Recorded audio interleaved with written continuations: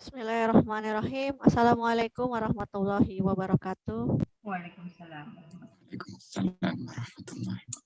Hamdan syukrun lillah, salatan wassalaman ala rasulillah wa ala alihi wa sahbihi wasallam, amma ba'du.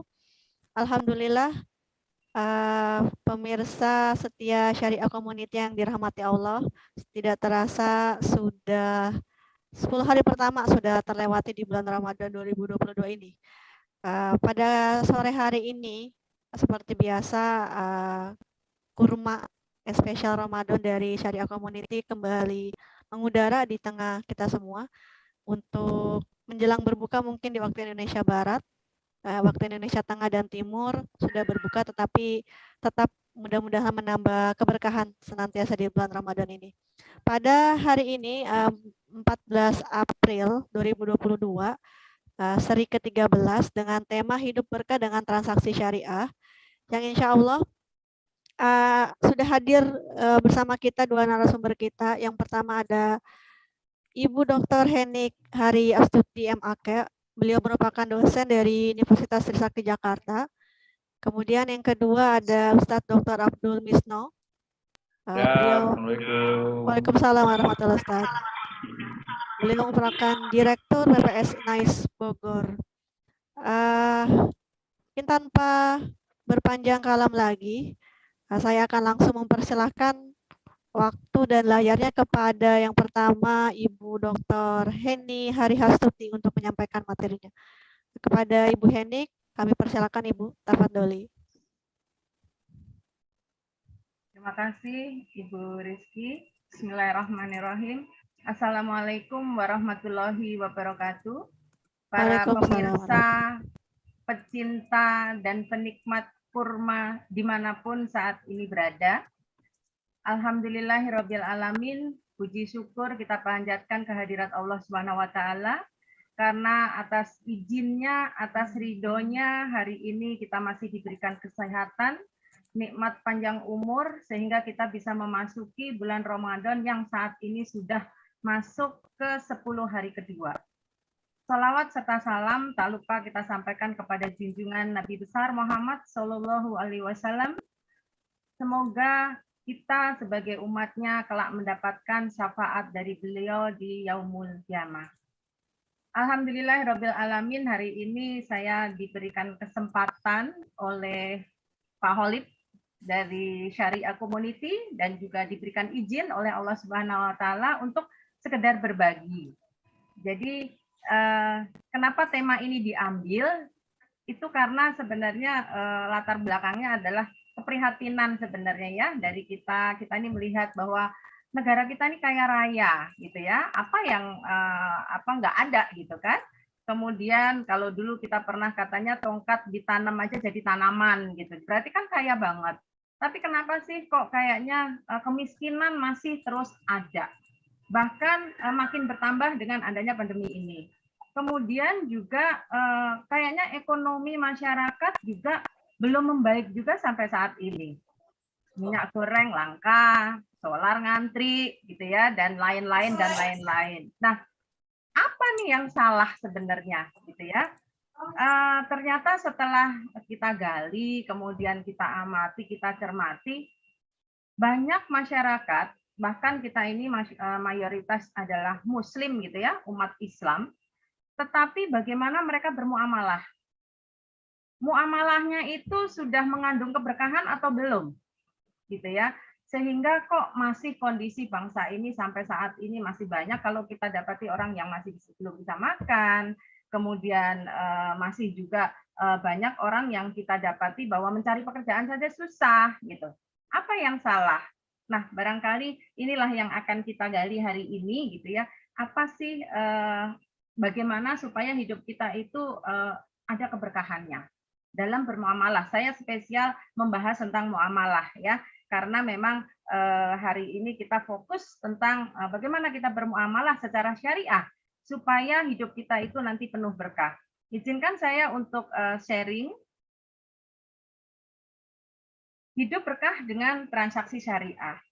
Bapak Ibu, para pemirsa Kurma dimanapun Anda berada yang dirahmati Allah Subhanahu Wa Taala, kalau kita bicara hidup berkah dengan transaksi syariah, maka fokusnya adalah keberkahan hidup. Keberkahan hidup itu seperti apa sebenarnya? Apa sih yang dimaksud dengan berkah, gitu ya? Di sini saya mengutip dari Quran surat Al-A'raf ayat 96. Jika sekiranya penduduk negeri-negeri itu beriman dan bertakwa, pastilah kami akan melimpahkan kepada mereka berkah dari langit dan bumi. Nah, Indonesia itu kaya raya, gitu ya. Tapi kenapa seolah-olah keberkahan dari Allah itu belum kita dapatkan? Apa yang salah? Dan kita harus ingat bahwa keberkahan itu Allah yang ngasih, ya. Nah, tugas kita adalah bagaimana supaya Allah itu ridho, supaya Allah itu memberikan keberkahan bagi kita umat Islam, khususnya, ya. Nah, kemudian para ulama menjelaskan makna dari berkah. Makna dari berkah dari para ulama menjelaskan bahwa berkah adalah segala sesuatu yang banyak dan melimpah, mencakup berkah-berkah material dan spiritual, seperti juga keamanan, ketenangan. Jadi Bapak Ibu perhatikan di sini bahwa banyak saja tidak cukup. Banyak secara materi aja tidak cukup. Tetapi harus secara spiritualnya juga. Apa artinya kita harta berlimpah tapi kita jauh dari Allah? Nggak akan berkah juga hidupnya. Ya, barangkali secara kasat mata, oh kaya raya, mau apa aja bisa tercukupi gitu. Tapi barangkali hatinya kosong. Apakah itu berkah? Jadi ini adalah sesuatu yang tidak bisa dipisahkan. Ini adalah satu paket. Ketika kita di sini sebutkan bahwa harus melimpah, melimpah, tapi secara spiritualnya juga harus melimpah, ya, sehingga kita akan timbul rasa tenang, rasa damai, gitu. Ada juga yang barangkali oh nggak perlu banyak, tetapi hidupnya tenang, itu berkah, karena kita merasa cukup, gitu ya. Kemudian mari kita lihat. Nah, sementara untuk kita mencapai keberkahan tadi, saya mengambil satu poin adalah bagaimana kita dalam bermuamalah. Kita harus melakukan muamalah itu secara seperti apa sih supaya kita mendapatkan berkah dari Allah, gitu ya. Jadi di sini saya mengambil pengertian dari transaksi syariah itu. Jadi ketika kita mengharapkan keberkahan, maka ketika bermuamalah harus yang syar'i. Nah, apa yang dimaksud dengan transaksi yang syar'i itu bagaimana? Yang pertama adalah transaksi yang dilandasi oleh aturan-aturan hukum Islam dalam bermuamalah dan mengandung nilai-nilai ketaatan kepada Allah. Kemudian tidak mengandung unsur riba, tidak mengandung unsur goror, tidak mengandung unsur maisir. Bapak Ibu yang dirahmati Allah, jika kita melakukan transaksi, maka kita bertransaksi itu tidak hanya dengan lawan transaksi kita, tetapi kita bertransaksi dengan lawan transaksi kita dan dengan Allah Subhanahu wa Ta'ala. Itulah transaksi yang syar'i di dalam Islam. Di dalam bermuamalah, kita harus mengambil atau kita harus melibatkan nilai-nilai ketaatan kita kepada Allah. Jika saya sebagai penjual, kemudian saya membeli barang dari seseorang, itu enggak hanya berpikir bahwa saya harus cari profit, saya harus cari untung, enggak. Tapi saya harus cari profit, saya cari untung yang berkah. Caranya bagaimana? Ya harus ikut aturan-aturan Allah. Bagaimana kita berdagang? Jangan juga kita kemudian berlaku curang dan sebagainya, gitu ya, sehingga Allah nggak ridho. Maka transaksi yang seperti itu pasti jauh dari keberkahan. Berikutnya saya mengutip dari beberapa ayat suci Al-Quran dan juga hadis. Yang pertama adalah Quran surat Al-Baqarah ayat 275 yang artinya kira-kira Allah telah menghalalkan jual beli dan mengharamkan riba. Bapak Ibu yang dirahmati Allah, di dalam Islam itu kaya boleh, Bukan orang Islam itu nggak boleh kaya, enggak. Kaya boleh, tapi kayanya harus berkah. Karena kayanya harus dengan jalan yang halal, gitu ya. Karena apa? Riba itu haram. Benar-benar diharamkan sama Allah. Apa artinya kalau misalnya kita pedagang, kita mencari untung banyak, kemudian kita kaya raya, tetapi ada unsur riba di situ. Maka Allah haramkan riba. Kemudian di dalam Quran surat Al-Baqarah ayat 279 juga demikian. Maka jika kamu tidak mengerjakan atau meninggalkan sisa riba, maka ketahuilah bahwa Allah dan Rasul-Nya akan memerangimu. Jadi ini ngeri sekali ya Bapak Ibu. Yang kita perangi itu Allah sama Rasulullah kalau kita masih mengerjakan riba. Serem banget gitu ya. Sementara kalau kita hanya mengejar dunia, dunia itu seberapa lama sih? Ada nggak orang yang bisa menjamin umurnya sampai 17 tahun, sampai 80 tahun, sampai 100 tahun? Besok aja kita nggak tahu, gitu ya. Sementara kita yang harus kita kejar adalah Allah, karena kita yang akan bersama Allah nanti di akhirat itu abadi.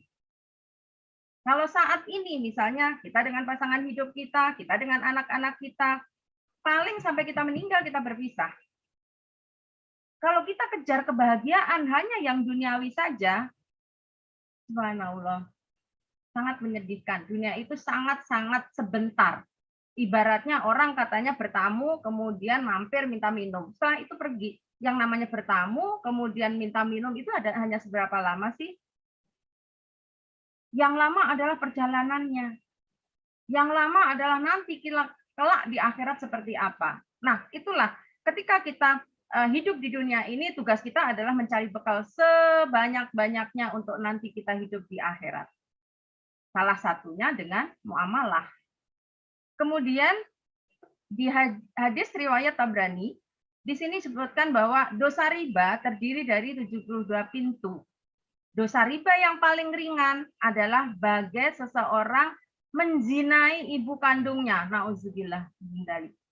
Ini benar-benar sangat keji sekali, sangat menjijikan sekali Bapak Ibu.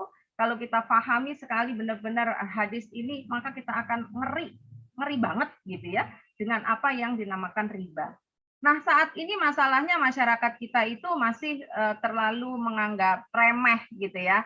Itu karena barangkali memang belum paham, belum tahu ilmunya gitu. Nah, sekarang kita bareng-bareng, mari kita belajar bagaimana transaksi syariah itu. Nah, saya akan sampaikan di sini ada 5 azas transaksi syariah yang kita harus paham.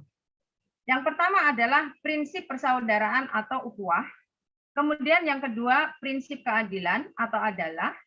Yang ketiga adalah prinsip kemaslahatan atau maslahah.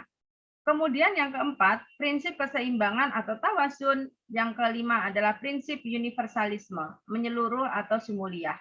Kita akan kupas satu persatu bagaimana prinsip-prinsip dalam transaksi syariah itu sehingga nanti kita bisa mengaplikasikannya di dalam kita bermuamalah sehari-hari. Yang pertama adalah prinsip persaudaraan atau ukhuwah.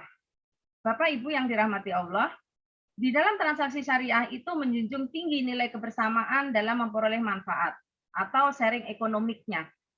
Sehingga seseorang itu tidak boleh mendapat keuntungan di atas kerugian orang lain. Tadi saya sampaikan, ketika kita bertransaksi, jangan hanya berpikir bahwa kita, misalnya saya bertransaksi dengan Bu Rizky, saya jual beli dengan Bu Rizky.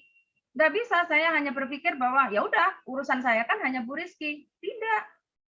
Kalau di dalam Islam, transaksi kita itu adalah saya dengan Bu Rizky dan dengan Allah.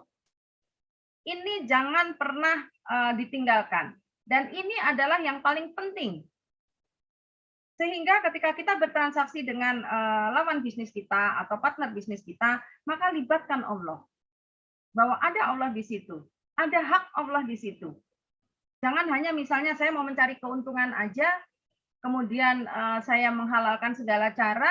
Ingat, apakah Allah suka dengan cara-cara yang kita ambil? Ya, jadi persaudaraan ini harus kita bangun. Kalau misalnya saya bertransaksi dengan Bu Rizky, saya melihat Bu Rizky adalah saudara saya, pasti saya nggak akan zolim. Demikian juga dengan Bu Rizky. Kalau Bu Rizky melihat saya lawan transaksinya adalah hanya lawan transaksi, hanya partner bisnis, barangkali Bu Rizky nggak akan berpikir, yang penting saya untung. Tetapi ketika Bu Rizky melihat bahwa Bu Heni ini saudara saya, gitu ya. Saya juga melihat Bu Rizky ini saudara saya. Gimana sih kalau namanya sama saudara, kita nggak boleh zolim kan? Kita harus berkasih sayang kan? Nah, itu yang salah satu yang disyaratkan di dalam transaksi syariah ini. Kalau kita merasa bahwa saya sedang bertransaksi dengan saudara saya, insya Allah kita akan melakukan transaksi ini dengan baik dan kita akan berpikir bahwa bagaimana Allah memerintahkan kita memperlakukan saudara kita. Allah memerintahkan bahwa kita harus melakukan saudara kita dengan baik. Begitu juga dengan transaksi. Ketika kita bertransaksi, anggap lawan transaksi kita adalah saudara kita. Siapa yang nyuruh? Allah. Jadi kita libatkan Allah di dalam transaksi kita, dan kemudian supaya transaksi kita ini benar-benar berkah, gitu ya, mengandung keberkahan, maka kita perlakukan lawan transaksi kita itu seperti saudara kita sendiri. Sehingga kalau misalnya untung, ya kita sama-sama untung, jangan untungnya di saya saja, gitu ya. Kemudian kalau misalnya kita rugi, ya kita bicarakan baik-baik. Bagaimana ini? Nah, kalau di dalam transaksi syariah, nanti kita akan mengenal akad-akad syariah itu sudah jelas sekali. Bahwa bagaimana di dalam akad syariah, misalnya pembagian laba itu sudah harus dibahas di depan, gitu ya. Jadi tidak ada masing-masing itu yang terzolimi. Kemudian kita masuk ke dalam prinsip yang kedua, adalah prinsip keadilan atau adalah. Nah, implementasi dari keadilan di dalam kegiatan kita bermuamalah adalah larangan-larangan untuk kita tidak melakukan hal-hal riba. Ya, nggak boleh tuh yang namanya unsur bunga. Apapun jenisnya, apapun bentuknya. Mau misalnya saya minjem dengan Bu Rizky, terus saya kenain bunga, Bu Rizky-nya ridho kok, nggak boleh tetap. Meskipun Bu Rizky ridho. Kemudian kezaliman, merugikan diri sendiri, orang lain, dan lingkungan. Main apa namanya ya, hajar aja gitu ya. Misalnya kemarin beberapa tahun lalu kita sama-sama tahu berita bahwa saudara-saudara kita yang di Riau terkena asap. Karena apa? Karena pembakaran hutan untuk kepentingan perkebunan kelapa sawit misalnya. Yang melakukan itu zalim. Anda ingin membuat kebun kelapa sawit di situ, tapi Anda sudah zalim terhadap lingkungan, Anda sudah zalim terhadap saudara-saudara kita yang di sana yang setiap hari harus mencium bau asap. Ini nggak adil, ya. Anda hanya memikirkan keuntungan Anda sendiri. Kemudian yang ketiga adalah adanya unsur judi. Jadi spekulatif ya Bapak Ibu. Belakangan ini juga kalau kita dengar banyak ya yang namanya transaksi-transaksi kripto gitu ya. Itu kan semuanya spekulatif. Dan kenapa itu dilarang sama Allah?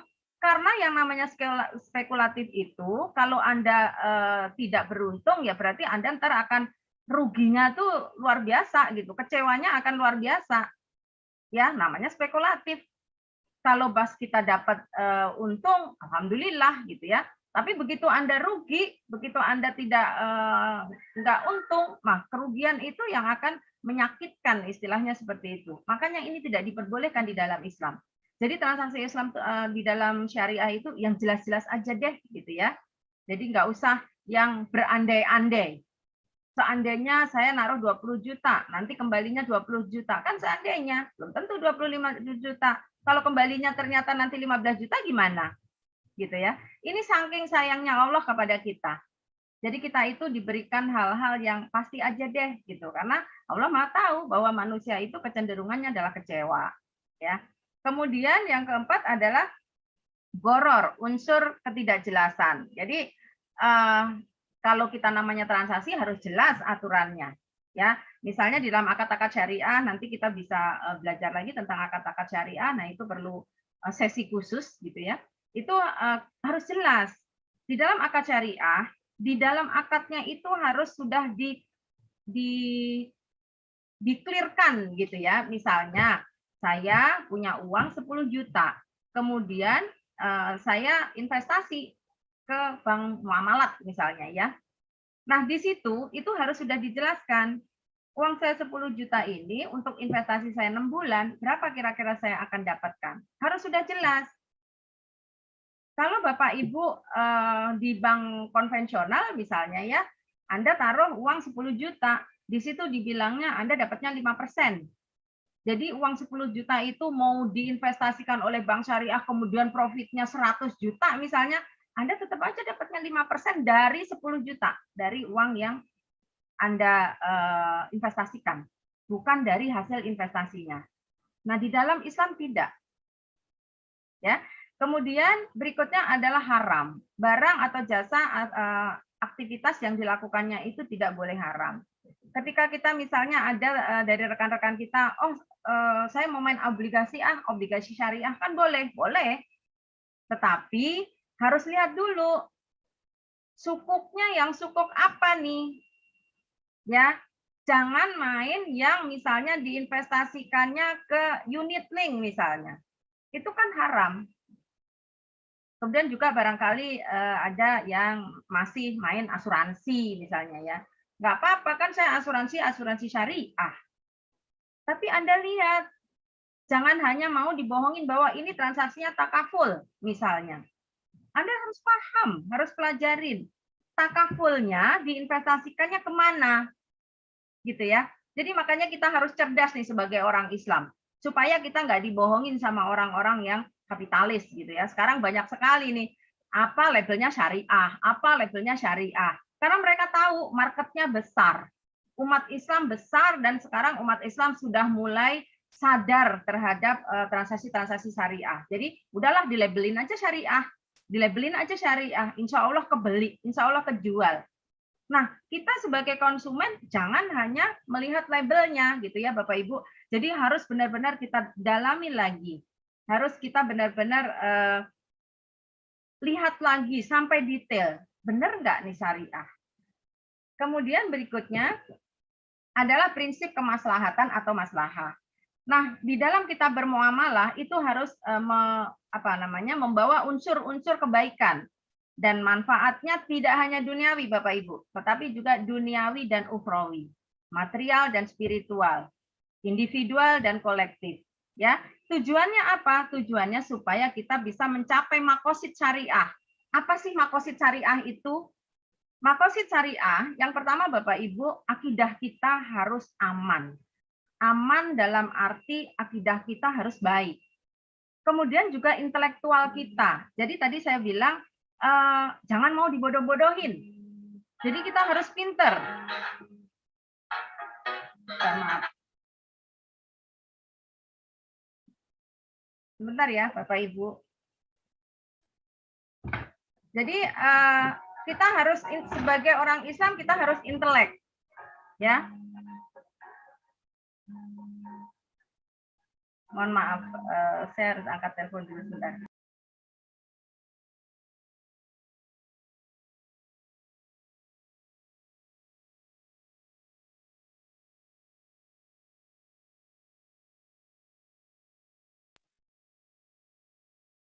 Yang ketiga adalah keturunan. Jadi di dalam kita bertransaksi syariah, Bapak Ibu, apa yang kita kasihkan kepada keluarga kita, itu harus kita pikirkan sumbernya. Halal enggak? Jangan sampai kita memberikan makan kepada istri kita, kepada anak kita, dengan rezeki-rezeki yang haram. Jadi kalau misalnya punya anak nakal, punya anak bandel, punya anak nggak bisa dikasih tahu, Bapak Ibu harus introspeksi diri dulu. Apakah yang saya kasih ke anak saya itu sudah dari barang-barang yang haram, yang halal, maaf. Apakah rezeki yang saya kasih ke anak-anak saya, kepada istri saya, itu udah halal atau enggak? Jangan anaknya nggak nurut, marah-marah setengah mati kepada anak-anaknya tanpa introspeksi diri sendiri. Jadi ini juga akan berpengaruh terhadap bagaimana perkembangan anak-anak kita, keluarga kita. Kemudian jiwa dan keselamatan. Ketika kita melakukan transaksi syariah, Bapak Ibu, insya Allah jiwa kita juga akan tenang, keselamatan tidak hanya keselamatan di dunia, tapi juga kita akan mendapatkan keselamatan hidup nanti di akhirat.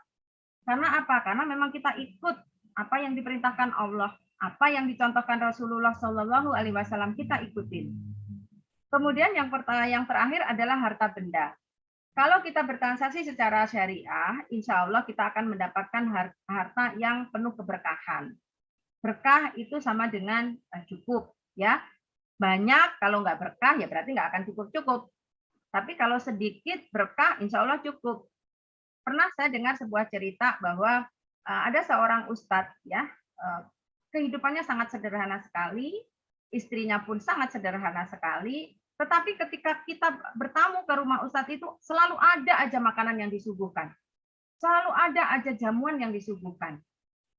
Ternyata setelah ngobrol apa sih ustadz rahasianya dan segala macam, ini keberkahan di dalam muamalah. Jadi Ustadz bilang, ya saya nggak tahu ya Bu, ada aja. Alhamdulillah selalu ada aja. Subhanallah. Itu kalau misalnya kita tidak mendengarkan sendiri dari orangnya, barangkali zaman sekarang anak-anak bilang, ah wak, ah di prank gitu ya. Tapi kalau kita mendengarkan sendiri kisah-kisah itu, kita baru bisa belajar. Oh ternyata benar ya. Bahwa kalau kita mengikuti aturan Allah, itu insya Allah memang kita akan dicukupkan. Barangkali kalau kita ngelihat di Ustadz itu nggak banyak, tetapi cukup, selalu cukup dan selalu ada. Nah, berikutnya prinsip keseimbangan atau tawazun, yaitu keseimbangan aspek material dan spiritual. Tadi yang saya sampaikan di awal, Bapak Ibu, kalau kita kaya, jangan hanya kaya materi, tetapi juga harus hatinya kaya. Secara spiritual kita juga harus kaya. Kemudian aset private dan publik. Kalau misalnya hidup enak, kaya, ya jangan sendirian, tapi kita berbagilah dengan orang-orang yang di sekitar kita masih kekurangan, masih kesusahan. Ya. Kemudian juga sektor keuangan dan sektor real, bisnis dan sosial. Jadi kalau kita berbisnis ya hanya jangan bisnis orientednya benar-benar bisnis tok, nggak mikirin sisi sosialnya gitu ya. Dan juga keseimbangan aspek pemanfaatan dan pelestarian. Bapak Ibu yang dirahmati Allah, transaksi syariah itu tidak menekankan pada maksimalisasi keuntungan. Jadi kalau kita bisnis, kalau kita dagang, jangan hanya mikir pokoknya saya harus untungnya sekian. Saya harus untung minimal 50%. No. Tapi kita juga harus mikir nih, keuntungan perusahaan ini nanti akan diapakan. Gitu ya. Jadi kalau misalnya saya sebagai pengusaha, saya sebagai pedagang, ketika saya mendapatkan keuntungan misalnya 20% dari dagangan saya, itu enggak berarti 20% itu saya ambil sendiri, saya nikmati sendiri. Kita harus memikirkan bahwa di dalam usaha kita ada orang-orang yang bekerja. Ya, kita nggak mungkin bisa sendirian. Misalnya saya saat ini punya uang 1 miliar, kemudian saya bisnis 5 tahun, uang saya menjadi 100 miliar. Apakah kalau saya sendiri gotong-gotong uang itu 1 miliar, ngolah uang itu 1 miliar, tiba bisa menjadi 100 miliar? Nggak bisa, Bapak Ibu. Kita perlu orang-orang yang ada di dekat kita. Kita perlu karyawan, ya. Kita perlu orang-orang yang memang support sistem dari bisnis kita. Makanya ketika kita mendapatkan keuntungan, ya kita harus berbagi kepada mereka. Sehingga menjadi imbang. Karyawan juga kerja enak, karena bosnya bentar-bentar kasih bonus, gitu ya. Kemudian kita juga sebagai atasan juga senang, karena karyawan kita menjadi karyawan yang loyal, gitu. Karena ada sebuah perusahaan yang karyawan di situ kalau udah masuk, nggak keluar-keluar. Sampai puluhan tahun. Keluarnya itu kalau pensiun aja. Nah, ini kan ada apa nih, gitu ya? Kita harus cek nih, kok betah-betah banget sih orang di situ. Ternyata memang perusahaan itu, Bapak Ibu, setiap bulan kalau ada keuntungan, dia sisihkan keuntungan itu. Let's say misalnya lah 100 juta setiap bulan. Dia sisihkan, dari 100 juta ini yang pertama, dia selalu memberangkatkan haji atau umroh dari karyawannya. Dan keluarga, sekeluarga. Minimal suami istri lah. Kemudian yang kedua, dia selalu punya pos untuk yang namanya menyantuni anak yatim. Itu ada posnya sendiri. Jadi setiap bulan misalnya 50 juta, 50 juta seperti itu. Nah, ini adalah pengusaha yang sukses dunia akhirat gitu ya. Jadi perusahaannya juga besar, tapi dia juga membawa maslahah untuk orang-orang di sekitarnya. Yang terakhir adalah prinsip universalisme atau syumuliyah, yang mana transaksi syariah itu dapat dilakukan oleh siapapun, Bapak Ibu. Jadi tanpa membedakan suku, agama, ras, dan golongan. Kita ingat zaman Rasulullah juga transaksi ya dengan orang-orang yang non muslim. Tapi kita harus ingat ketika kita bertransaksi itu harus selalu libatkan Allah. Kita harus selalu mengikuti kaidah-kaidah di dalam Islam. Jangan kalau kita sudah bertransaksi dengan misalnya non muslim, ya udah ikutin aturan aja dia, ikutin aturan dia aja, nggak bisa. Jangan dia mengatur kita gitu ya. Tapi kita harus ngasih tahu ke mereka bahwa seperti inilah rule-nya. Kamu setuju, ayo. Kamu nggak setuju, ya sudah, kita tidak jadi bertransaksi. Nah, ini pentingnya. Dan dari sini, banyak sekali justru orang-orang non-muslim itu yang respect Bapak Ibu. Jadi, ketika saya kuliah, saya mendapatkan sebuah statement dari ada profesor di Eropa yang menyampaikan bahwa mereka non-muslim ya. Dia menyampaikan bahwa sistem ekonomi yang paling baik di dunia ini adalah sistem ekonomi Islam. Itu diakui oleh mereka. Kenapa gitu kan? Kita kan jadi penasaran, kenapa kan kamu non-muslim gitu ya. Ternyata menurut mereka Islam itu sangat fair. Jadi akad-akad syariah itu kalau misalnya memang untung itu pembagiannya fair. Kalau rugi pun dua-duanya juga pihak-pihak yang bertransaksi juga menanggung. Jadi ini sangat fair. Sehingga Bapak Ibu jangan heran kalau sekarang kita mendengar di Eropa ya, di UK itu justru mereka menggunakan akad-akad syariah ini di dalam transaksi-transaksi bisnisnya. Secara akidah mereka tidak mengambil Islam sebagai agama karena ini berhubungan dengan hidayah Allah ya. Barangkali memang Allah belum memberikan hidayah kepada mereka. Tetapi secara transaksi mereka menggunakan ini. Dan bahkan saya ada dengar salah satu universitas di UK, saya nggak lupa persisnya universitas apa di sana. Mereka membuka prodi untuk ekonomi Islam. Barangkali nanti Ustadz Abdul Misno bisa menambahkan ya. Mereka membuka prodi Bapak Ibu untuk ekonomi Islam. Jadi mereka bule-bule itu belajar tentang ekonomi Islam. Kemudian saya bergerak ke yang tetangga kita deh, yang di Singapura ya. Itu ada salah satu ahli ekonomi Islam, non-muslim Bapak Ibu. Jadi dia benar-benar menjadi konsultan dan segala macam tentang ekonomi Islam karena dia mempelajari. Kemudian saya masuk ke Indonesia. Di Indonesia, Bapak Ibu jangan salah, banyak orang-orang non-muslim yang juga belajar tentang ekonomi Islam. Bahkan pernah ada sebuah acara tentang wakaf gitu ya. Itu pesertanya banyak sekali yang non-muslim. Ketika kita tanya kan penasaran ya, ngapain sih gitu, kok mau gitu ikut acara-acara ini? Karena memang mereka perlu tahu dan seperti apa gitu. Karena apalagi kalau di Indonesia ya, dengan marketnya mayoritas adalah orang Islam, mereka itu sangat bertransaksinya itu benar-benar pengen mengikuti market karena mereka mau mencari konsumen yang sebesar-besarnya. Nah, itu kira-kira bahwa Islam itu rahmatan lil alamin Bapak Ibu. Nggak hanya untuk orang Islam aja, tapi juga untuk orang-orang non-Islam. Apalagi kalau kita sebagai orang Islam, kita melakukan transaksi-transaksi secara syariah yang murni syariah, Bapak Ibu, insya Allah orang-orang di luar sana akan respect terhadap Islam. Dan untuk kita sendiri, kita akan mendapatkan keberkahan hidup itu. Hidup akan tenang. Saya dulu insurance minded, Bapak Ibu. Sedikit lagi ya Bu Rizky. Saya dulu insurance minded, Bapak Ibu. Jadi begitu anak saya lahir, langsung saya ikutin asuransi. Mau pendidikan kayak, mau kesehatan kayak gitu. Itu sampai entah berapa banyak tuh asuransi yang saya punya. Pokoknya anak-anak sekolahnya di asuransi. Sampai di suatu titik ketika saya kuliah, jadi saya hijrahnya telat Bapak Ibu. Ketika saya kuliah, saya mendapatkan pemaparan tentang ekonomi Islam dan dan lain-lain, betapa keberkahan dan lain-lain, betapa dosa riba dan lain-lain. Itu akhirnya saya tutup itu semua asuransi. Jadi saya sekarang adalah orang yang kalau ditawarin asuransi percuma, nggak akan ambil gitu ya. Dan pelajaran yang saya ambil adalah ketika saya masih memiliki asuransi itu, ada aja tiap tahun anak saya itu masuk rumah sakit yang perlu biaya besar, entah karena tipes lah, entah karena demam berdarah lah, gitu. Pokoknya ada aja. Punya anak 3 bergilir aja tuh kayaknya. Gonta-gantian aja masuk rumah sakit.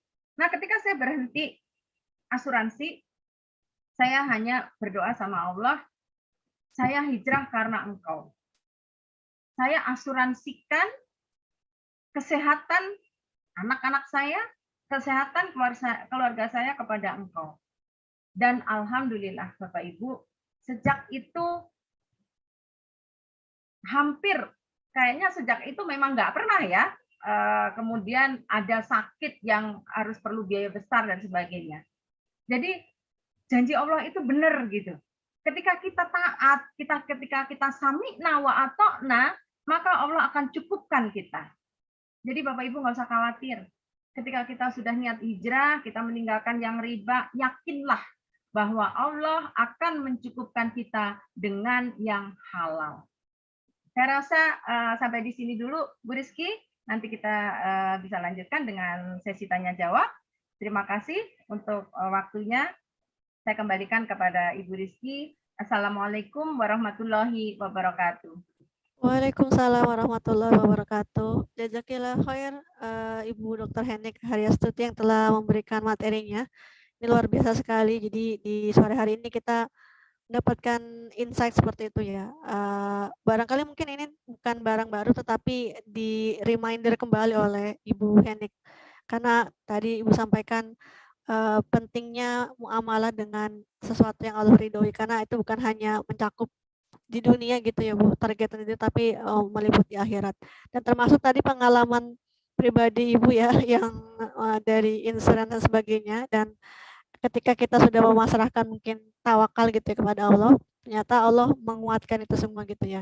Dan ini tadi termasuk juga beberapa prinsip yang sudah disebutkan oleh Ibu Henik, dan itu betapa mungkin ya indahnya atau ya indahnya Islam yang sudah memberikan sesuatu yang tidak ternilai gitu, yang nilainya tuh lebih ini ya, karena sayangnya mungkin banyak dari kita yang kurang aware kadang-kadang, dan ataupun yang terlupa juga Bu, karena memang manusia kadang-kadang suka lupa dan perlu diingatkan.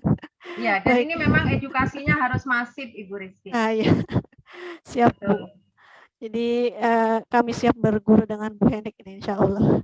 Terima kasih Bu Henik untuk materinya. Mungkin saya lanjutkan dulu kepada pembicara kedua, tapi barangkali ada pertanyaan dan sebagainya bisa disampaikan di kolom chat di YouTube ya, untuk para pemirsa yang sedang menyaksikan.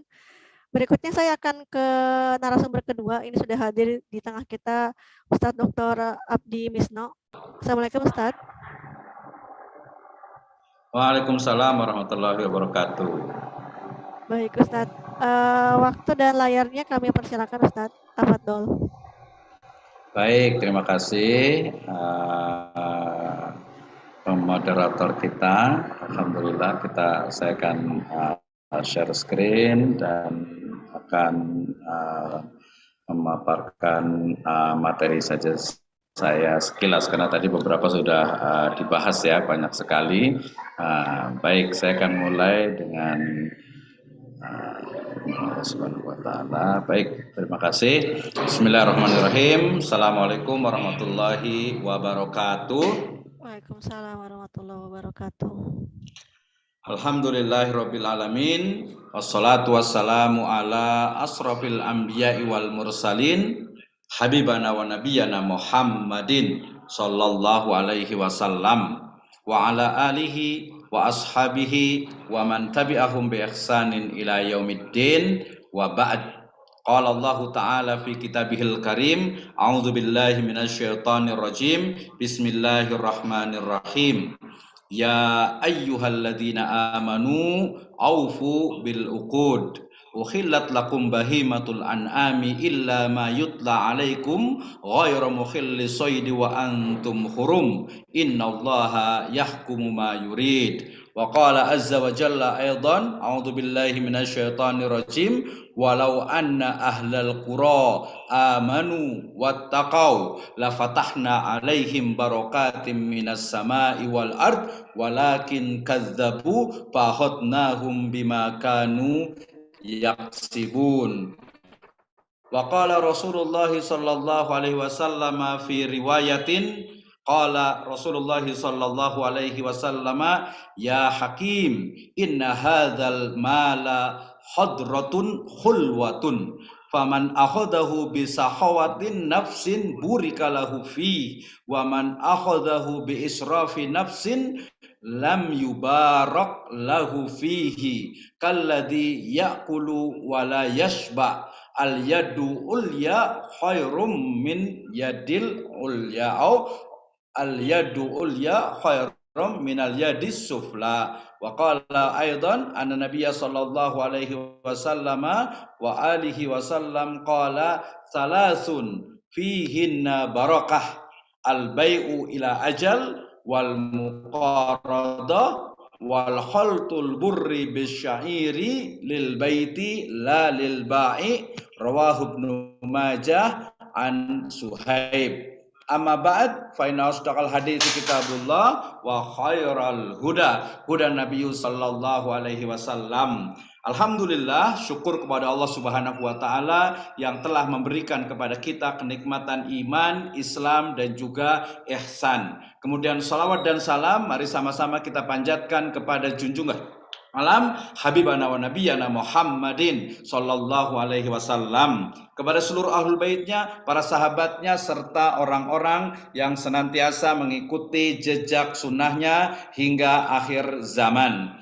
Terima kasih kepada Syariah Community, kemudian pembicara sebelumnya dan juga moderator pada sore hari ini di Kurma Ramadan ya 1443 Hijriah. Ya, tema hari ini sangat menarik. Kenapa? Karena kita akan membahas bersama terkait dengan bagaimana hidup berkah dengan transaksi syariah. Tadi sudah disebutkan secara panjang lebar bagaimana karakter dari Islamic Economic and Business ya. Maka saya akan membahas terkait dengan bagaimana sebenarnya hakikat dari keberkahan ya, utamanya ketika kita melaksanakan transaksi syariah.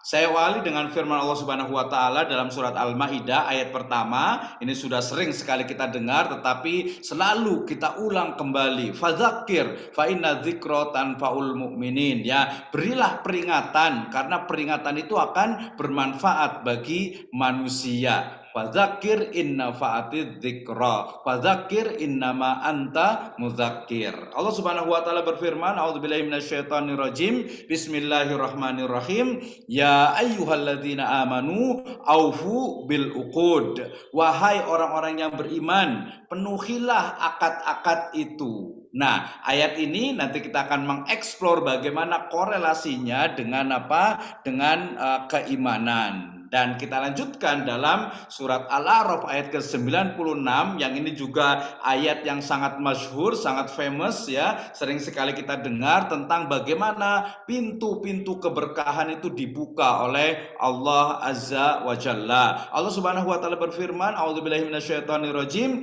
walau anna ahlal qura amanu wattaqau la fatahna alaihim barakatim minas sama'i wal ard. Ya, seandainya atau jikalau sekiranya penduduk negeri itu beriman dan mereka bertakwa, pastilah ya Allah Subhanahu wa taala akan melimpahkan kepada mereka keberkahan ya, minas sama dari langit ya, dan juga wal dan juga dari bumi. Hadirin berbahagia, Syariah Community ya, baik itu di YouTube maupun yang ada di channel YouTube dan juga di Zoom meeting ini. Baik. Nah, kita akan berbicara tentang bagaimana sebenarnya ya makna dari keberkahan. Saya awali dengan sebuah background ya, sedangkan sebuah background bagaimana Islamic mindset itu akan sangat mempengaruhi ya bagaimana cara pandang kita terhadap dunia, terhadap harta, terhadap juga kehidupan. Nah, kita akan menguji bagaimana Islamic mindset ini melihat ya antara kaya yang bersabar ya atau miskin yang bersyukur. Wah, ya, ini bukan kebalik gitu ya. Jadi kaya dia bersabar dengan kekayaannya itu, miskin dia bersyukur dengan kemiskinannya. Nah, kalau orang biasanya pasti kaya bersyukur dengan miskin bersabar. Tapi saya balik lah ya gitu. Jadi kaya bersabar dengan miskin bersyukur ya. Bagaimana sebenarnya mindset kita sebagai seorang muslim gitu ya, untuk bisa apa? Untuk bisa melihat ya apakah lebih utama mana antara kaya yang bersyukur dengan miskin yang bersabar, atau kaya yang bersabar dengan miskin yang bersyukur. Nah, tentu saja Islamic mindset ini juga akan muncul dalam konteks bagaimana kita itu melihat harta. Ya, apakah harta itu dia sebagai anugerah ya atau dia itu fitnah? Ya, fitnah di sini adalah secara istilahan fil Islam. Jadi bukan fitnah lebih kejam dari pembunuhan, bukan. Tapi konteks fitnah ini lebih kepada ujian atau cobaan. Jadi ketika kita melihat harta, ya, dia harta itu pasti tadi dalam sebuah hadis dikatakan bahwa al-mal itu adalah hulwah khodro, ya hijau gitu ya. Kemudian juga manis. Makanya kalau orang yang biasanya gila harta ya suka dengan uang, biasa matanya itu hijau gitu ya, karena ya harta uang itu memang khodro, memang hijau, jadi matanya hijau gitu ya. Nah, berarti mindset kita terhadap harta, apakah dia adalah anugerah atau fitnah, ini juga perlu kita lihat ya. Nah, demikian juga nanti dalam konteks bisnis, karena topik kita ini adalah tentang transaksi. Bagaimana bisnis itu ya merupakan kita sebut sebagai gabungan ya, gabungan kristalisasi dari apa yang disebut dengan keyakinan ya, kemudian juga ada kepuasan di sana dan juga hawa insan. Ya, hawa ini tidak selamanya negatif, tapi bisa juga positif gitu ya. Tetapi dalam konteks bagaimana orang biasa menyebutnya dengan nafsu, tapi saya biasa menggunakan istilah hawa ya. Bagaimana hawa insan, kemudian juga kepuasan dirinya, mungkin aktualisasi dirinya dan juga keyakinan itu melebur dalam satu konteks implementasi dalam bisnis. Nah, ini menarik sekali. Nah, tentu saja berarti kita akan bicara tentang bagaimana keberkahan ya dan juga transaksi dalam ekonomi dan bisnis Islam. Sehingga kalau kita bicara tentang keberkahan tapi mindset kita tentang berkah itu kadang mungkin ekstrim kiri atau ekstrim kanan gitu, terlalu ke kiri, terlalu ke kanan, akibatnya apa? Ya mungkin kalau terlalu ke kiri dia akan melihat ya namanya berkah itu ya sesuatu ya cuman ilusi, nggak ada lah yang namanya berkah, yaitu yang ke kiri-kirian. Kalau yang ke kanan-kanan mungkin mengatakan ya udah berkah itu berarti sesuatu yang memang ketika tadi kita melakukan ketaatan, ketika kita berhijrah, kemudian kita akan mendapatkan semua yang baik-baik. Oh gitu ya. Sama juga nih image di masyarakat kalau orang yang mendapatkan Lailatul Qadar gitu ya. Ini kebetulan terkait dengan Syahrul Mubarak ya, Ramadan. Orang yang mendapatkan Lailatul Qadar tuh jalannya tuh dia ke depannya tuh akan baik terus, akan lurus terus ya. Orang yang hijrah kalau hidupnya itu berkah tadi, dia akan jalannya itu akan baik terus, akan dapatkan banyak kebaikan-kebaikan terus menerus. Padahal in the fact tidak selamanya. Ya, karena kembali lagi al-insan mahalul khata' wa nisyan, jalannya tuh dia tidak mesti lurus gitu ya. Selalu mungkin ada belok kiri, ada belok kanan, agar terjatuh, agar terpeleset, ya agar terjerembab. Itulah insan, itulah manusia. Jadi ini yang kadang tadi yang ke kanan-kanan itu seolah itu yang tadi hijrah itu ya udah baik semuanya. Oh, padahal belum tentu. Faktanya banyak sekali ketika orang sudah hijrah, oh setahun semangat, 2 tahun semangat, 3 tahun, oh mengalami dia mulai futur nanti itu. Saya udah hijrah, saya udah taat, saya udah melakukan segala perintahnya, menjauhi segala larangannya, kok saya tetap susah. Ini yang mungkin kalau menurut saya bagi sesuatu yang baru yang kita bisa lebih eksplor, lebih mendalam. Oke, ketika berbicara tentang keberkahan, mahiyal barokah. Naam. Al-awwal arafna annal barakatu atau annal barakata annama wa ziyadah. Ya, yang namanya keberkahan itu adalah bertambah, tumbuh dan juga berkembang. Ya, lakin hadza fi lughatin. Ini secara bahasa. Ya, kama qala Ar-Raghib Al-Asfahani, beliau juga mengatakan bahwasanya al-barakatu hiya subutul khairul ilahi fi syai'i. Ya, berarti tetapnya kebaikan ilahi pada sesuatu. Nah, ini yang menarik nih sebenarnya gitu. Ya, apakah seseorang yang dia selalu berbuat baik gitu ya, tidak pernah berbuat salah. Nah, itu hati-hati. Itu adalah di mata manusia. Ya, mata manusia menyalahi perintah. Bahkan dalam salah satu hadis qudsi dikatakan ya bahwasanya Allah Subhanahu wa taala itu mencintai ya seorang hamba yang dia itu melakukan kesalahan kemudian bertobat lagi, melakukan kesalahan bertobat lagi, ya itulah insan. Ya, sehingga kemudian tetapnya kebaikan ilahi pada sesuatu ini juga masih lughatin. Naam, akhadtu minal kitab lil Ibnu Qayyim al-Jauziyah. Qala Ibnu Qayyim rahimahullah, beliau menyatakan, Imam Ibnu Qayyim, al barakatu ya haqiqatuha subutu wal luzumu wal istiqrar. Ya, pada hakikatnya keberkahan itu adalah ketetapan atau sesuatu yang tetap, langgengnya kebajikan atau kebaikan dan berlipat-lipatnya atau bertambahnya kebaikan. Ini makna dari sebuah keberkahan. Ya, nah ini kita bisa pahami secara bahasa. Naam, nastamir ilal istilahin. Ya, kita lanjutkan kepada makna secara istilah. Ya, kita lihat ya secara terminologi bahwa yang disebut dengan keberkahan itu adalah ziyadatul khair. Ya, artinya bertambahnya kebaikan.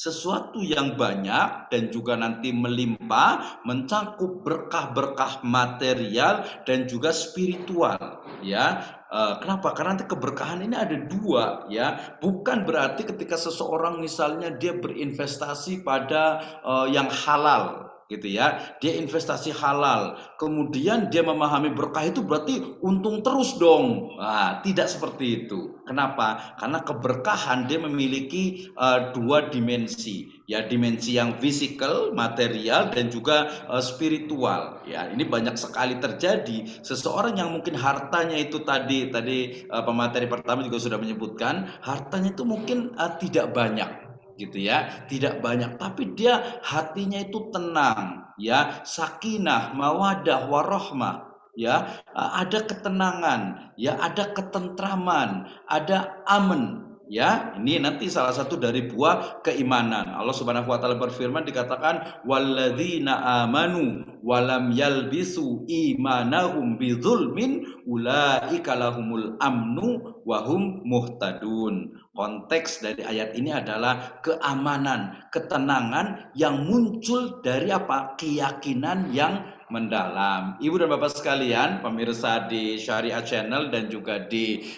Zoom meeting, berarti ya keberkahan ini dia bukan hanya dalam konteks sesuatu yang kelihatan, sesuatu yang nampak, tetapi sesuatu yang hanya bisa dirasakan ya oleh pelakunya utamanya, gitu ya. Ini juga memiliki makna sebagai keberkahan. Dan kita tahu ya bahwasanya keberkahan dalam Al-Quran itu merujuk kepada keimanan, merujuk kepada ketakwaan. Ini ayat tadi yang sudah sangat famous sekali di masyarakat kita. Allah Subhanahu wa taala berfirman, A'udzubillahi minasyaitonirrajim, walau anna ahlal qura amanu wattaqau la fatahna alaihim barakatim minas samai wal ard. Ya, jadi ketakwaan, ya, keimanan kemudian ketakwaan itu menjadi satu kunci dalam apa? Membuka pintu-pintu keberkahan.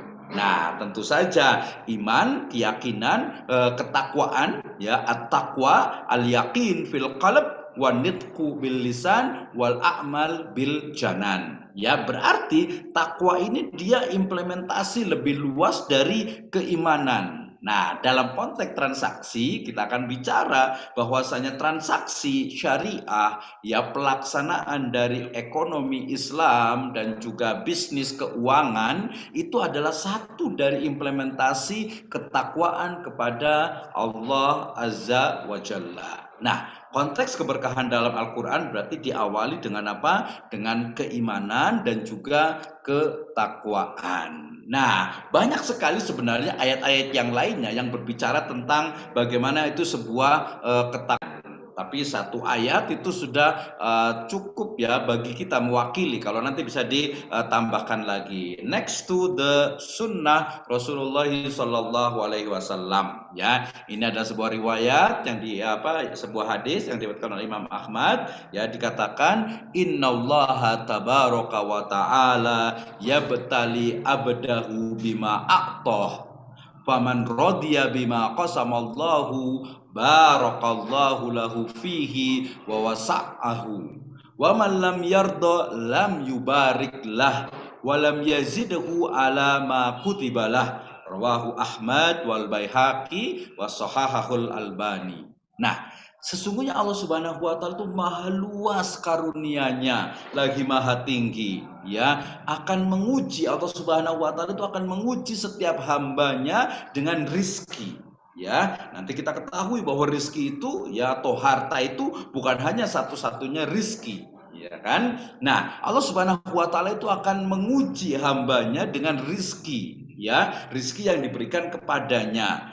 Faman rodiya bima qasamallahu lah, ya, siapa sahaja yang dia itu ridho, ikhlas dengan apa yang sudah dibagikan Allah Subhanahu wa taala, barakallahu lahu au barakallahu lah, ya, Allah Subhanahu wa taala akan memberkahinya. Nah, konteks berarti hadis ini berbicara tentang salah satu juga pintu dari keberkahan dalam konteks transaksi dan juga kekayaan itu adalah apa? Kita itu ridho, kita itu ikhlas, kita itu qanaah dengan apa yang telah dirizkikan oleh Allah Subhanahu wa taala. Tentu saja keridhaan ini ya diawali dengan apa? Ya, dikatakan Allah Subhanahu wa taala berfirman, liman syaa'a minkum ayyastaqim wa ma tasyauna illa ayyasha Allah Rabbul Alamin. Ya, bahwasanya keridhaan kita terhadap rizki yang diberikan kepada kita, kepada karunia yang diberikan kepada kita, bahkan terhadap musibah yang menimpa kita, itu adalah setelah adanya usaha kita, setelah adanya ikhtiar, setelah adanya bagaimana manusia itu punya irodah, punya kehendak. Jadi bukan dipahami, oh kalau kita sudah Allah sudah membagi harta sekian, ya udah sekian saja. Tidak seperti itu. Bahkan ini pernah sahabat juga pernah protes, wahai Rasulullah, seandainya takdir itu sudah ditentukan dan juga wajud ba'u bi arba'i kalimat bi katbi rizkihi wa ajalihi wa amali wa syaqiyun aw sa'idun, gitu ya. Ketika kita di alam rahim, di rahim ibu kita sudah ditentukan bahagia, celaka, surga, neraka, rizkinya, ajalnya, jodohnya. Terus kita ngapain? Tidak demikian. Ya, yang benar adalah bahwa takdir Allah Subhanahu wa taala sudah ditentukan, tetapi kita sebagai manusia itu memiliki kehendak, ada ikhtiar, ada usaha. Wa ba'da dzalik tawakal, ya. Setelah itu tawakal Allahi azza wa jalla. Nah, ini keberkahan di dalam as-sunnah tentang bagaimana kita itu ridho dengan pembagian, dengan karunia, dengan takdir, dengan rizki yang ada pada kita. Ini yang kadang ya kurang pada manusia. Ya, bagaimana ya rasa dengki, rasa hasad, rasa iri, ya, dikatakan itu SMS zaman dulu itu ya, senang melihat orang lain susah. ya, susah melihat orang lain senang. Na'udzubillahi min dzalik. Itu salah satu dari penyebab kenapa keberkahan itu tidak muncul. Naam, nastamir ila riwayatil ukhra. Allah Subhanahu wa taala berfirman, atau Nabi SAW pernah bersabda, ini sangat spesifik sekali terkait dengan apa? Dengan transaksi. Ya, dikatakan Allah Subhanahu wa taala ya melalui Nabi SAW, anna nabiyya sallallahu alaihi wasallam qala salasun fihi nal barakah al bai'u ila ajal wal muqaradah wa haltul burri bisyairi la lil ba'i atau lil bait la lil ba'i. Ya, Nabi SAW bersabda ada 3 hal ya yang itu mengandung keberkahan. Nah, karena sore hari ini kita bicara tentang keberkahan gitu ya. Ini sebenarnya menjelaskan ini saya sudah cukup sebenarnya ya.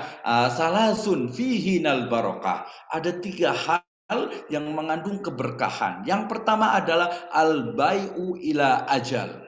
Jual beli tidak secara tunai. Wah, ini pantesan ya. Dari mulai rakyatnya sampai pemerintahannya juga suka ngutang. Emang ada keberkahan. Weh, jangan salah tafsir dulu gitu ya. Maksudnya apa nih? Al-bai ila ajal. Nah, konteksnya apakah sebagai yang mengutangkan atau yang penjualnya? Dia pembeli atau penjual? Ini di fikih muamalah harusnya itu ya. Yang kedua ada al-muqaradah. Ba'dul ulama yaqul anna hadhihi al-kalimat al-muqaradah bimakna al-mudharabah awil musyarakah ya. Al-mudharabah ya, muqaradah itu adalah sebagian penafsir ya, pensyarah dari hadis ini ya menjelaskan al-muqaradah itu adalah mudharabah ya, termasuk nanti juga adalah musyarakah. Nah, ini menarik sekali apalagi kalau kita kaitkan dengan konteks muamalah kontemporer saat ini ya, di mana riset terbaru saya dengan teman di Makassar itu menunjukkan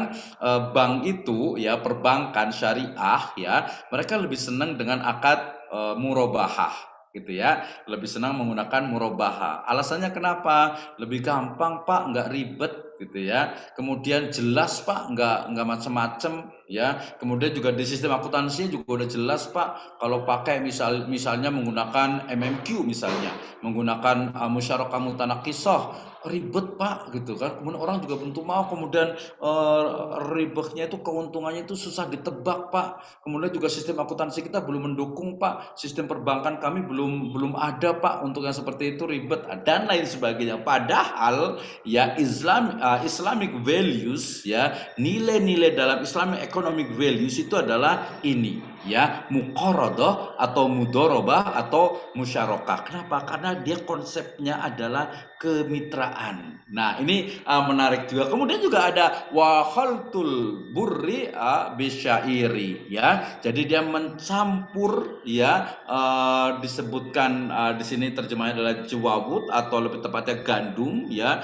Satu gandum dengan kualitas yang biasa dengan satu gandum yang kualitasnya itu lebih bagus. Tetapi ingat, ini bukan untuk dijual ya. Dikatakan apa? Lil bait la lil bait ya, bukan untuk dijual. Kalau dijual nanti munculnya adalah tadlis, munculnya adalah ghiz ya, kecurangan. Padahal Rasul SAW bersabda, man ghasyana falaisa minna. Ya, berarti ya keberkahan dalam transaksi itu pertama terkait dengan bagaimana al-bai' ila ajal. Nah, saya memandang ini satu perspektif bahwa al-bai' ila ajal ya, bahwa jual beli tidak secara tunai ya, ngutang lah bahasanya, itu mengandung unsur keberkahan. Ya, kenapa? Karena dalam konteks tadi itu apa? Menolong orang yang memerlukan barang, memerlukan benda, memerlukan jasa, tetapi tidak punya uang, tetapi uangnya kurang. Nah, saya memandangnya seperti itu ya, bahwa al-bai' ila ajal, jual beli tidak secara tunai ini adalah apa? Adalah keberkahan. Kenapa? Karena menolong orang yang dia itu perlu, dia itu butuh, tapi uangnya itu tidak ada, tapi uangnya itu kurang. Misalnya seseorang yang pekerjaannya itu jauh gitu ya, kemudian ketika dia naik angkot, naik bis, naik kereta itu akan kesulitan waktu, tempat dan lain sebagainya, maka kemudian dia pengen beli motor, tapi dia beli cash itu tidak bisa ya, karena uangnya itu kurang. Nah, sehingga kemudian dia akan berhutang Nah, ini tentu saja akan kontradiktif tentang bagaimana utang dalam Islam ketika pembahasan dalam utang. Kalau nggak mampu ya jangan utang ya betul. Memang kalau nggak mampu jangan utang. Ini dalam perspektif dari sudut pandangnya orang yang utang tadi. Tapi kalau dari sudut pandangnya yang menjual, misalnya tadi saya menjual motor ya, tapi ternyata yang mau beli motor saya ini uangnya itu tidak ada atau uangnya itu kurang. Maka saya bilang ya udah nggak apa-apa ya, kalau nggak punya uang berarti bayarnya nanti bulan depan bisa, atau punya uang misalnya hanya 1 juta, ya udah sini 1 juta dulu, nanti sisanya boleh ditangguhkan, dicicil. Berarti apa? Konteksnya itu adalah memang ada unsur ta'awun, ya, ada unsur ta'awun, menolong bagaimana agar memudahkan, ya. Misalnya, wah ini biasanya kapitalisme ya, yang mereka mengatakan enggak, pokoknya sampai ada barang-barang yang sudah dibeli tidak boleh ditukar, tidak boleh dikembalikan. Ya pecah beli. Itu kan kalau di supermarket tuh biasanya minimarket gitu ya. Kalau lihat ada gelas pecah berarti membeli ya. Kemudian barang yang sudah dibeli tidak boleh ditukar, tidak boleh dikembalikan. Padahal dalam Islam itu ada hakul khiyar, ada khiyar, hak untuk memilih, melanjutkan, ada khiyar aib, ada khiyar majlis gitu ya, ada khiyar syart. Nah, itu menjadi juga solusi dalam Islam. Nah, muqarradah atau mudorobah, kenapa mudorobah? Kenapa enggak murobahah? Kalau murobahah, penetapan dari keuntungannya itu dia akan apa? Akan semau dari apa? Orang yang menjual. Boleh, memang nggak ada masalah gitu. Tetapi kemudian apa? Ketika dia berlaku, ya misalnya tadi saya mau ke bank gitu, kemudian ternyata saya ingin beli mobil lah misalnya gitu ya, maka bank mengatakan gini, ini aja Pak pakai murabahah gampang Pak, ya berarti kami beli 100 juta, nanti kami jual ke Bapak 150 juta, nanti Bapak tinggal nyicil. Oh iya ya, gampang ya, oke gampang memang gitu. Tapi kalau umpamanya yang lebih syar'i, dalam artian maksudnya itu yang lebih sesuai dengan nilai-nilai ekonomi syariah, oke Bapak mau beli mobil ya, harganya ini 125 juta Pak. Oke, Bapak punya uang berapa? Saya punya uang baru 25 juta Pak. Oke, berarti masih ada 100. Nah, dari 100 ini kemudian 100 juta ini, mobil ini berarti punya Bapak berarti lebih kurangnya itu 30%, punya kami 70%. Berarti nanti ditambahkan dengan akad ijaroh. Oke, Bapak berarti akan menyewa dari ijaroh uang ini, kami 70%, Bapak 30%. Kemudian nanti ditambah dengan apa? Dengan cicilan dari kepemilikan Bapak, sehingga nanti di akhir misalnya dalam jangka waktu 3 tahun mobil ini sudah ijarohnya sudah selesai, kemudian ini menjadi milik Bapak. Lebih adil dan menenteramkan. Wah, itu salah satu dari moto perbankan syariah gitu ya. Insya Allah lebih adil dan menenteramkan, dan juga lebih apa? Membantu. Ingat ya, dalam sebuah bisnis itu tadi pemateri pertama juga menyebutkan bukan hanya keuntungan ya. Keuntungan ya boleh, nggak ada masalah gitu ya. Tetapi ternyata kalau keuntungannya bank itu ternyata yang dipikirkan itu keuntungan gitu ya. Bahkan dana non halalnya itu juga digunakan untuk keuntungan dalam konteks marketing. Wah, ini kritik saya nih gitu ya. Maka ya akhirnya tidak ada values-nya, tidak ada Islamic values-nya sebagai tadi keadilan, distribusi, kemudian juga bagaimana ukhuwahnya, kemitraannya, ya maslahahnya juga, dan seterusnya. Nah, termasuk yang khaltul burri bisyairi lil bait la lil bait ya. Ini juga dalam konteks saya melihatnya lebih kepada kesederhanaan ya, kesederhanaan dalam sebuah konsumsi rumah tangga. Kalau dalam ekonomi berarti masuk ke ekonomi mikro ya. Bagaimana ya, misalnya dalam konteks Indonesia ya jangan gandum lah ya, berarti beras. Saya ingin makan beras ya, makan beras kayak burung ya. bukan makan beras, saya makan nasi lah ya. Saya ingin makan nasi gitu ya, maka kemudian istri itu akan membeli beras. Nah, berasnya ini ada beras Cianjur kualitasnya A ya, ada beras Karawang ya kualitasnya B gitu ya, contoh saja gitu ya, bukan berarti Cianjur bagus, Karawang tidak, contoh saja ya. Jadi beras Cianjur kualitasnya A, ya ada kualitasnya, ada yang apa beras itu kualitasnya C. Nah dari Cianjur dengan ini, dengan A dengan C itu kemudian dicampur ya untuk mendapatkan cita rasa yang pertengahan, nggak enak banget, nggak juga tidak enak banget. Jadi sedang-sedang saja. Nah, ini dalam konteks saya melihatnya lebih kepada ya ini salah satu dari bentuk juga keberkahan, tidak israf, tidak berlebih-lebihan. Wah, makan harus apa? Oh, tadi harus nasi beras Cianjur, ya. Sementara kita lihat tetangga-tetangga kita mungkin hanya beras dari nasi Karawang atau beras dari nasi mungkin yang apa ya namanya itu ya, yang dari Bulog misalnya, ya yang kualitasnya mungkin agak kurang bagus gitu ya. Nah, dalam konteks ini adalah seperti itu. Jadi lebih kepada kesederhanaan dalam konsumsi, khususnya contohnya ini di rumah tangga. Tapi secara lebih luas lagi tentu saja bukan hanya rumah tangga gitu ya. Tentu saja organisasi, company, perusahaan, ya sampai kepada pemerintahan. Wah, saya mau beli apa DPR nih, mau beli korden gitu ya, harganya 3 miliar. Ini korden apaan? Banyak diprotes. Sorry ya, kayak sedikit ke politik gitu ya. Jadi yang sederhana lah, tidak terlalu berlebih-lebihan, karena Islam itu seperti itu. Kita tidak boleh makan dari piring yang terbuat dari emas gitu ya. Kenapa? Karena kalau piring yang terbuat dari emas gitu ya, wah itu mewah sekali berarti gitu ya. Nah, ini lebih kepada kesederhanaan, itu juga salah satu dari juga apa? Keberkahan. Termasuk juga di riwayat berikutnya yang diriwayatkan oleh Imam Ahmad ya, dikatakan bahwa salah satu dari keberkahan juga itu adalah apa?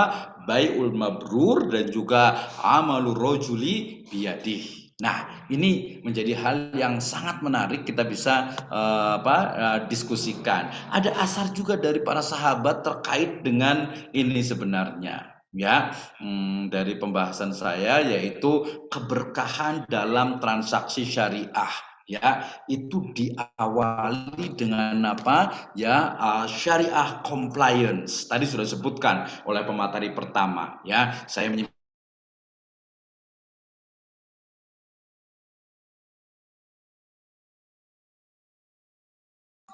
Afwan Ustaz, suaranya di mute, tidak terdengar.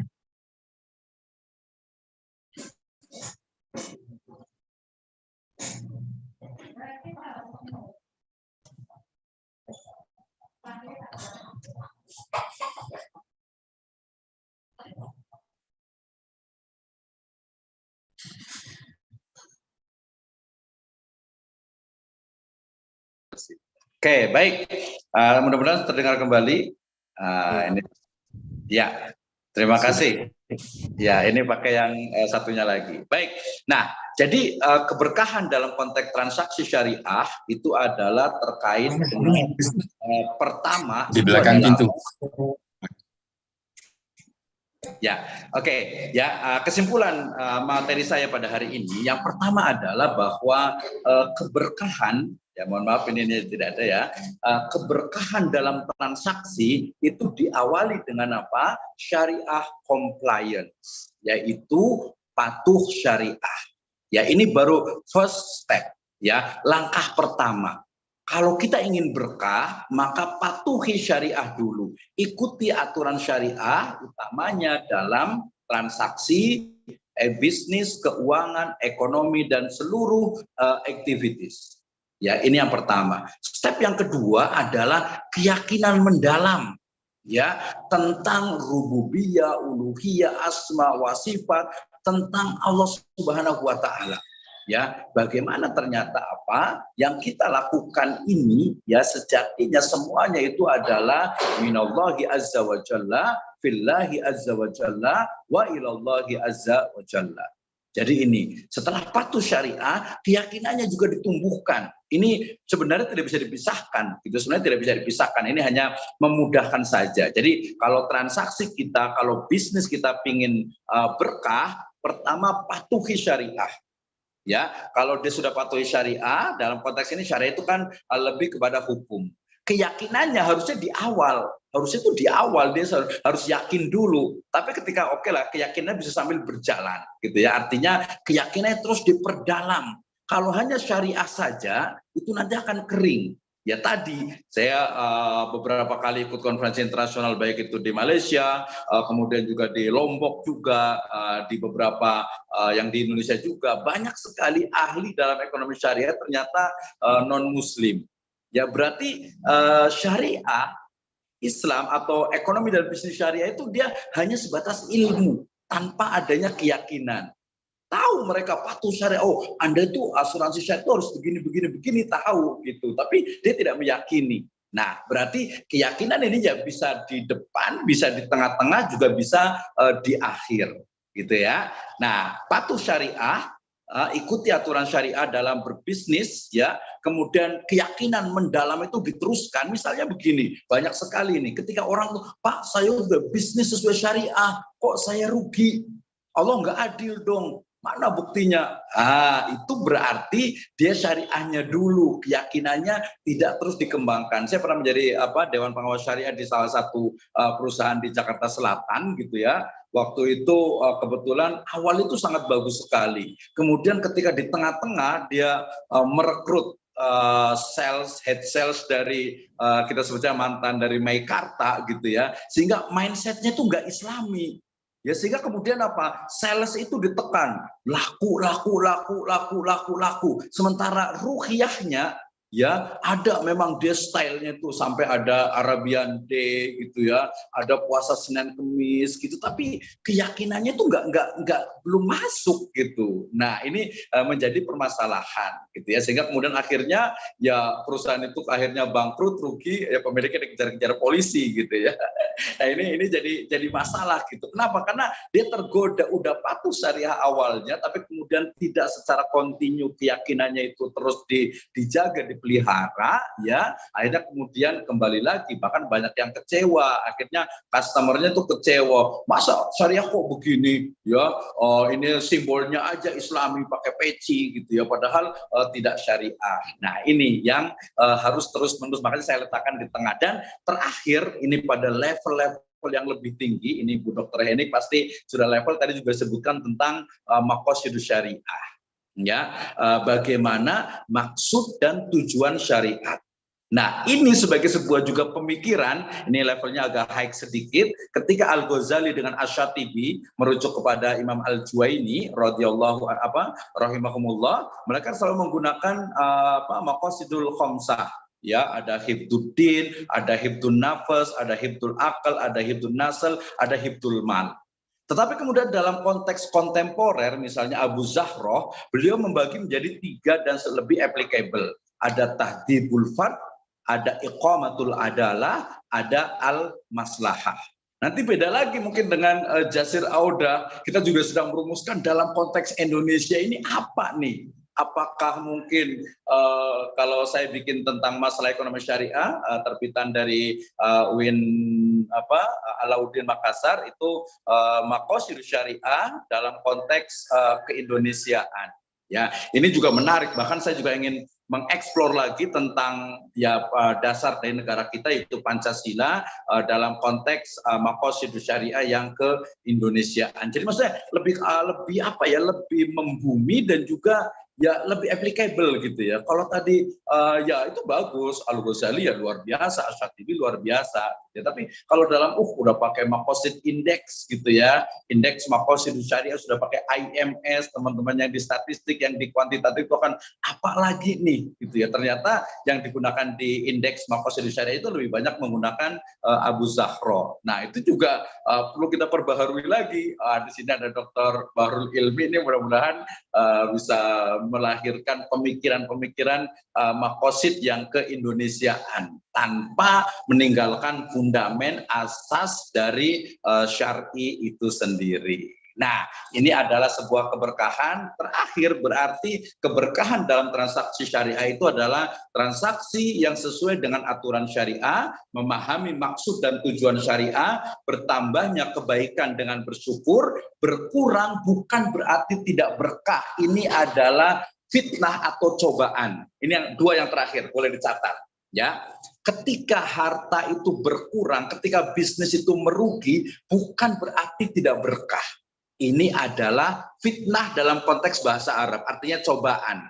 Ya, tetapi kalau harta itu bertambah tetapi tidak patuh syariah, itu bukan berkah, itu adalah istidraj, ya, sebuah azab yang ditunda oleh Allah Subhanahu wa taala. Banyak orang kaya tapi tidak sholat, orang mereka hartanya banyak bahagia kelihatannya tidak puasa. Itu adalah istidraj.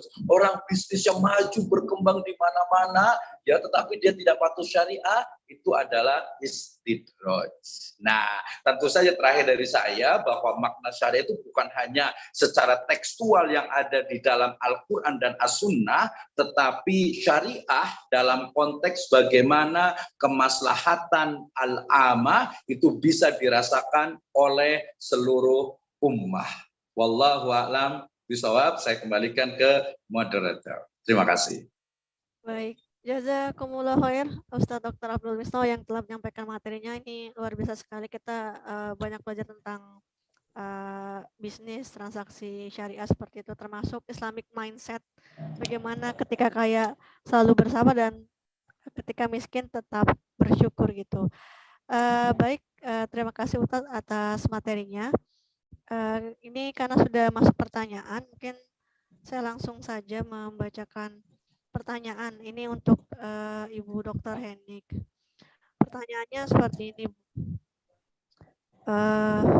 Apakah prinsip keadilan bisnis dapat ditentukan dari perilaku konsumen, service management, dan feeling, Ibu?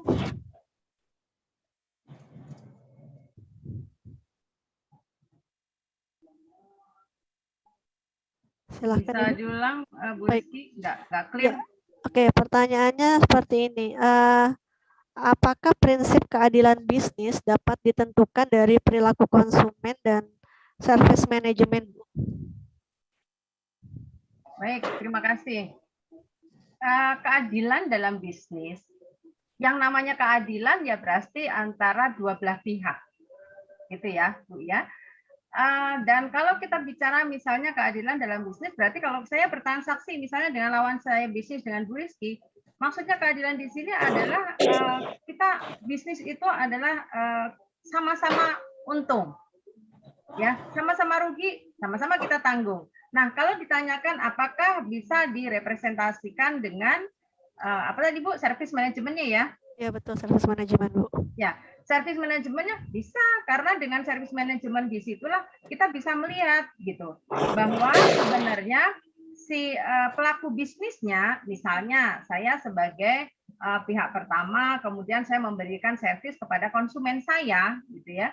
Nah, itu kan berarti apa yang akan saya berikan kepada konsumen saya supaya konsumen saya itu juga mendapatkan keuntungan, sehingga prinsip keadilannya juga kita bisa rasakan bersama. Maka salah satunya saya memberikan servis yang baik. Saya ambil contoh misalnya bank syariah lah ya, yang paling gampang gitu. Bank syariah misalnya. Ada sebuah cerita ya, Bapak Ibu yang dirahmati Allah, dan ini adalah saya sudah sampaikan juga kritik saya ini kepada teman-teman saya yang ada di bank syariah. Saya tidak usah disebutkan brandnya apa, bank syariahnya. Jadi seperti ini. Ada seorang nasabah, dia bilang ke saya mendingan juga ke bank konvensional deh. Dia sebut brand salah satu bank swasta yang besar lah ya. Saya bilang kenapa gitu? Kenapa nggak ke BSM? Dan dia bilang gini, layanannya Bu, saya kalau di bank konvensional yang tadi, yang ternama tadi, begitu masuk saya udah disambut sama satpam. Begitu baru ngantri, saya udah ditanyain mau minum apa, gitu ya. Sambutannya tuh seperti itu, sehingga meskipun kita itu menunggu, tapi menunggunya itu nggak berasa menunggu gitu, karena servisnya itu bagus. Sementara ketika dia masuk ke bank syariah, nungguin customer service-nya atau apa itu lama banget. Bahkan dia bilang saya sejam lebih nggak dilayanin. Padahal dia lihat bahwa di situ misalnya customer service-nya ada 2. Yang satu oke, benar melayani nasabah, tapi yang satu nggak ngapa-ngapain gitu. Dan ya kita nggak tahu, barangkali memang dia ada pekerjaan juga barangkali ya, sehingga dia tidak memberikan servis kepada nasabahnya. Tetapi inilah hal-hal seperti ini yang akhirnya orang itu memilih udah saya ke konvensional aja karena memang servisnya lebih bagus. Ini PR kita semua, dan saya sudah sampaikan kritik ini kepada teman-teman saya yang di Bank Syariah ya, bahwa value-nya itu loh yang harus kita berikan, value plus-nya ini. Jangan sampai orang lebih memilih ke bank konvensional yang pada akhirnya dia melakukan transaksi riba karena servisnya tadi tidak bagus. Kenyamanannya dia tidak dapat. Dan Bapak Ibu yang dirahmati Allah, ini adalah masalah besar. Ini masalah kita semua, ya. Dan untuk Bapak Ibu yang memang berkecimpung di dunia perbankan atau apa-apa public service lah ya, pasti bisa merasakan ini. Memang di dalam transaksi-transaksi di bank syariah itu masih lebih ribet daripada di bank konvensional yang memang dia udah punya nama. Misalnya kita pakai m-banking gitu ya. Kalau di bank konvensional tadi itu cepet banget, kalau ada masalah tinggal telepon ke customer service-nya bla bla bla, dalam waktu nggak nyampe 10 menit selesai. Tapi kalau kita ke m-banking-nya bank syariah brand A misalnya, itu bisa kita harus datang dulu ke sana untuk menyelesaikan masalah dan lain. Ini adalah sesuatu yang bahwa service manajemen ini sangat dipentingkan Bapak Ibu kalau misalnya kita mau memberikan rasa keadilan. Sehingga para nasabah, sehingga orang-orang yang di luar sana itu lebih memilih untuk bertransaksi di lembaga keuangan syariah. Saya rasa itu Bu Rizky. Baik, terima kasih Bu Henik Jazakillah khair atas jawabannya. Ini tadi mencerahkan dan mudah-mudahan sudah menjawab juga dari penanya ya, karena sudah dijelaskan panjang lebar oleh Ibu Henik. Barangkali ada tambahan dari Ustadz Abdul Misno, Ustadz? Sedikit aja karena waktunya sudah habis. Jadi nanti kajian tentang riba dan juga konvensional itu sebenarnya bukan hanya dalam konteks mikro, gitu ya. Bahwa dalam konteks yang makro itu ini ke depan itu lebih luas lagi kajiannya. Sehingga pertama kita sebagai seorang Muslim wajib untuk belajar ekonomi dan bisnis syariah because it's part of our religion, ya. Ini adalah din agama kita. Yang kedua adalah mendakwahkan sosialisasi ini secara terus menerus, ya, sampai kapanpun juga, ya, sampai kapan pun, ya, sampai selama hayat masih dikandung badan, kita akan masih terus mensosialisasikan ekonomi dan bisnis syariah karena itu adalah bagian, ya, dari din, dari agama Islam, dan agama Islam itu adalah rahmat bagi seluruh alam. Kalau Anda cinta Indonesia, cinta NKRI, cinta umat manusia di dunia, maka ekonomi syariah adalah solusinya. Terima kasih, itu dari saya. Baik, jazakallahu khairan Ustadz Abdul Misno. Jadi ini mengingatkan kita semua karena pentingnya untuk mempelajari ekonomi syariah. Bukan hanya untuk mempelajari, tapi nanti didakwahkan karena memang seiring perkembangan zaman, bentuk-bentuk mungkin transaksi dan sebagainya mengalami perubahan juga, dan itu yang perlu dimasifkan untuk disosialisasi supaya mungkin masyarakat juga melek. Terima kasih kami ucapkan kepada kedua narasumber, Ibu Dr. Henik Aryastuti dan Ustadz Dr. Abdul Misno atas perkenannya, atas waktunya, semoga berkah selalu. Dan juga karena mungkin waktu yang membatasi kita, mohon maaf kepada para penanya, barangkali ada yang belum bisa terjawab. Mudah-mudahan bisa dilanjutkan di lain waktu, insya Allah. Saya selaku moderator mohon maaf yang sebesar-besarnya atas segala kekeliruan. Baik, jangan lewatkan tentunya setiap sore ya acara Kurma Ramadan esok insya Allah seri ke-14 dengan judul pengembangan literasi digital untuk generasi Islam melalui content development untuk menemani waktu berbuka di Indonesia Barat tentunya. Dan terima kasih kami ucapkan kepada pemirsa setia Syariah Community Channel ya. Ditunggu selalu kehadirannya. Dari saya tutup dengan hamdalah, alhamdulillahirabbil alamin. Wassalamualaikum warahmatullahi wabarakatuh. Waalaikumsalam. Waalaikumsalam Waalaikumsalam warahmatullahi wabarakatuh. Terima kasih. Jazakumullah khairan katsiran, Ustaz. Bu Henik, Ustaz Rizky, terima kasih banyak, Masya Allah. Ustazah Rizky, jazakallah khairan. Izin